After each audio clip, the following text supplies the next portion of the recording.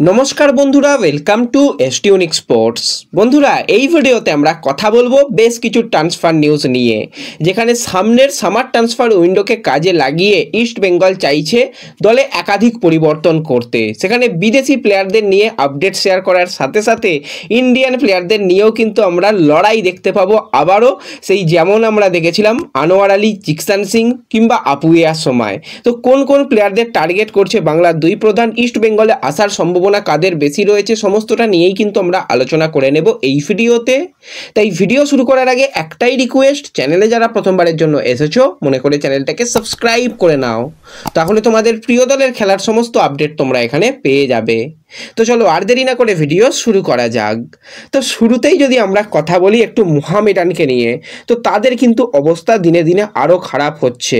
সামনে যেটা super cup রয়েছে, সেই সুপার কাপে আদৌ সমস্ত বিদেশি প্লেয়ার খেলবে কি না সেই নিয়ে কিন্তু একটা চিন্তার কারণ লাগছে। কারণ যেরকমভাবে তাদের স্যালারি ইস্যু এখনও পর্যন্ত চলছে, দফায় দফায় বৈঠক হলেও কিন্তু সেই প্রবলেম কিন্তু এখনও মেটেনি।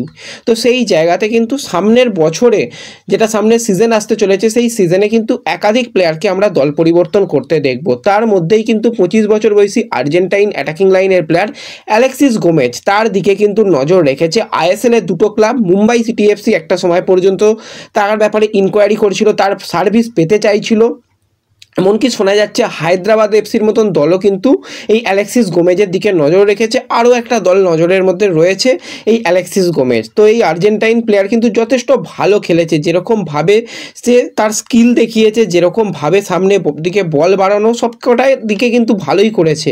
হ্যাঁ, প্রথম বছর নিজেকে মানিয়ে নেওয়াটাও আইএসএলে যথেষ্ট চাপ। তো সেই জায়গাতেও 21 ম্যাচে তার নামের পাশে একটা গোল একটা অ্যাসিস্ট রয়েছে। অ্যালেক্সিস কিন্তু কোনো সময় তার পাশে যে তার সতীর্থ ঠিকঠাক হয়নি, কোনো সময় কাসিমভের সঙ্গে জুটি বাঁধলেও কাসিমভের সঙ্গেও আবার হাতাহাতি পর্যন্ত করতে দেখা গেছে। ঠিকঠাক তার পাশে একজন সাপোর্টিং প্লেয়ার যদি থাকতো তাহলে কিন্তু অ্যালেক্সিসের কাছ থেকে আরও বেটার ফুটবল আমরা দেখতে পেতাম। তো যাই হোক, এই প্লেয়ার কিন্তু সামনে যেটা উইন্ডোকে কাজে লাগিয়ে দল পরিবর্তন করতে চাইছে, কোনোভাবেই সে মোহামেডানে থাকবে না এরকমটাই মোটামুটি সিদ্ধান্ত নিয়ে ফেলেছে। তো দেখা যাক শেষ পর্যন্ত মোহামেডান তাকে ধরে রাখতে পারে কি না, আর তা না হলে অন্য কোনো ক্লাবে যখন যাবে বা কথাবার্তা আরও অ্যাডভান্স লেভেলে গেলে সেটা তোমাদের অবশ্যই জানিয়ে দেব।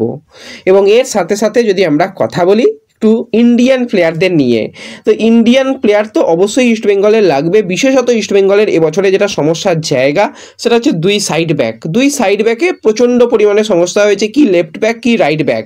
সাইড ব্যাকের সমস্যায় অনেক ম্যাচেই কিন্তু ইস্টবেঙ্গলকে ভুগতে হয়েছে। তো এই জায়গাতেই ইস্ট বেঙ্গল কিন্তু তাদের পুরাতন টার্গেটকে নেবার ব্যাপারে আরও একবার ট্রান্সফার উইন্ডোতে নামতে চলেছে। সেই প্লেয়ার আর অন্য কেউ নয়, 26 বছর বয়সী ভারতীয় সাইড ব্যাক নাওরেম রোশন সিং। শুধুমাত্র যে লেফট ব্যাককে খেলতে পারে রোশন সেটা নয়, লেফট ব্যাক ছাড়াও কিন্তু রাইট ব্যাকে খেলতে পারে, লেফট মিডফিল্ডার, রাইট মিডফিল্ডার, মানে ফুল ব্যাক বলা যায়। এবং দুটো পজিশনেই কিন্তু যথেষ্ট ভালো সে পারফরমেন্স করেছে। এবার বেঙ্গালুরুতে সে যুক্ত ছিল, আগের সিজনে কার্লেস কোয়াদ্রাতো কিন্তু চেয়েছিল নাওরেম রোশনকে আনার ব্যাপারে, কথাবার্তা অনেক দূর এগোলেও বেঙ্গালুরু কিন্তু তাকে ছাড়তে চায়নি। কিন্তু যেরকমটা শোনা যাচ্ছে খেলনাওয়ের তরফ থেকে, আশিস নেগি যেরকমটা জানিয়েছে, এই প্লেয়ার কিন্তু যেটা সামনের উইন্ডো সেই উইন্ডোকে কাজে লাগিয়ে দল পরিবর্তন করতে চলেছে। সে কিন্তু ট্রান্সফার মার্কেটে অ্যাভেলেবেল হবে। এবার ইস্ট বেঙ্গল অনেকদিন ধরেই এই রকম প্লেয়ারকে টার্গেট করে রেখেছে। শুধুমাত্র যে ইস্ট বেঙ্গল সেরকমটা নয়, তার সাথে কিন্তু মোহনবাগান সুপার জায়েন্ট তারাও কিন্তু নাওরেম রোশনকে নেবার ব্যাপারে একটা ইন্টারেস্ট শো করছে। এবার এমন দুজন প্লেয়ার সামনের উইন্ডোতে একদম তারা ক্লাব পরিবর্তন করতে চলেছে, অ্যাভেলেবেল হতে চলেছে। সেই দুজন প্লেয়ারকেই কিন্তু দুইটো ক্লাবই টার্গেট করেছে। একটা হচ্ছে অভিষেক সিং, তোমরা সকলেই জানো দুই প্রধানের নজর রয়েছে, এমনকি নাওরেম রোশন সিংও কিন্তু দুই প্রধানেরই নজর রয়েছে। তো আমরা আগের বছরে দেখেছিলাম একদিকে আপুইয়া অপরদিকে জিকসান, দুজন প্লেয়ারকেই কিন্তু দুই প্রধান চেয়েছিল। তো সেক্ষেত্রে আপুইয়া সবুজ মেরুন জার্সি পরে, জিকসান সে লাল হলুদ জার্সি পরে। তো সামনের যেটা উইন্ডো আসতে চলেছে, সামনের সিজন আসতে চলেছে, তো সেই সিজনেও কিন্তু এই অভিষেক সিং এবং রোশন সিং তারা কিন্তু দুই প্রধানেই আসবে বলেই বোঝা যাচ্ছে। এখনও পর্যন্ত অন্য ক্লাবরাও চেষ্টা করছে, কিন্তু হাই পসিবিলিটি তাদের দুজনেরই কলকাতায় আসার। তো কে লাল হলুদ জার্সি আর কে সবুজ মেরুন জার্সি পরে সেই দিকে আমাদের অবশ্যই নজর থাকবে।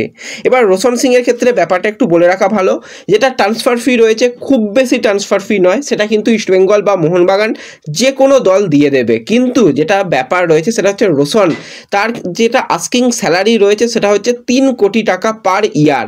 তো 3 কোটি টাকা স্যালারি মানে একটা ভালো রকম স্যালারি। সেখানে তোমরা জানো ইস্টবেঙ্গলের ক্ষেত্রে আনোয়ার আলী সে কিন্তু একটা ভালো স্যালারি প্রায় ওই 3 কোটি 3.5 কোটি টাকার কাছাকাছি। জিকসান সেও একটা বড় স্যালারিতে পায়। তো এরকম বড় স্যালারি দিয়ে আবারও রোশনকে রাখবে নাকি স্যালারি নিয়ে নেগোসিয়েশন একটু হবে, সেই দিকে অবশ্যই নজর থাকবে। মোহনবাগানের কাছে সেই স্যালারিটা কোনো ব্যাপার নয়, কিন্তু মোহনবাগানের ক্ষেত্রেও একটা নিয়ম রয়েছে, এমন কোনো ইন্ডিয়ান প্লেয়ারকে এত বেশি স্যালারি দেওয়া হবে না যাতে বাকি ইন্ডিয়ান প্লেয়ারদের মনে হয় আমরা কম স্যালারি পাচ্ছি। তো যে কোনো ক্লাবই চাইবে এই স্যালারিটাকে নেগোসিয়েশন করে কিছুটা কমানোর এবং শেষ পর্যন্ত সেইভাবেই তাকে তোলা হবে। তো এই একটা ব্যাপার রয়েছে। অভিষেক সিংয়ের ক্ষেত্রে ব্যাপারটা আলাদা, তাকে একটা দীর্ঘমেয়াদী চুক্তি, তাকে গেম টাইম এবং একটা ভালো স্যালারি দিলেই যে কোনো ক্লাব পেয়ে যাবে। তো দেখা যাক শেষ পর্যন্ত রোশন নাকি মানে অভিষেক সিং কে কোন জার্সি পরে সেই দিকে আমাদের অবশ্যই নজর থাকবে। তো এই লড়াইটা কিন্তু দারুণ হতে চলেছে। তো এরপর তোমাদের একজন পরিচিত বিদেশি প্লেয়ার, যদিও তাকে শুধু নামই শুনেছো, তার খেলা অল্প বিস্তর দেখেছো বসুন্ধরার হয়ে, সে আর অন্য কেউ নয় 29 বছর বয়সী ব্রাজিলিয়ান উইঙ্গার রবসান রবিনো। তো একটা সময় পর্যন্ত বাংলাদেশের মিডিয়ারা অনেক কিছুই জানিয়েছিল যে রবসন নিজে চেয়েছে বাংলাদেশের নাগরিকত্ব নিয়ে বাংলাদেশে খেলতে। ভাই কি হলো, রবসন তো কলা দেখিয়ে চলে গেল, সে তো তার ব্রাজিলের ক্লাবে ফিরে গেল। লাস্ট ইয়ার বসুন্ধরার সঙ্গে শেষ পর্যন্ত ঠিকঠাক হলো না, শেষ পর্যন্ত সে দল পরিবর্তন করে নিল। হ্যাঁ, এবার যেরকমটা শোনা যাচ্ছে আইএসএল এর পরের সিজনে কিন্তু সে আইএসএলেই আসতে চলেছে। এই সিজনেও ইস্টবেঙ্গল অনেক চেষ্টা করেছিল রবসনকে নিয়ে আসার ব্যাপারে, কারণ অস্কারের একজন প্রিয় ছাত্র, অস্কারের পরিকল্পনায় রবসন একদম one of the best player. তো সেই জায়গাতে কিন্তু চেয়েছিল, কিন্তু হয়নি, সম্ভব হয়নি। এবং বসুন্ধরার জার্সি গায়ে 97 ম্যাচে 64 গোল, 49 অ্যাসিস্ট, আলাদাই পারফরমেন্স কিন্তু রয়েছে এই রবসনের।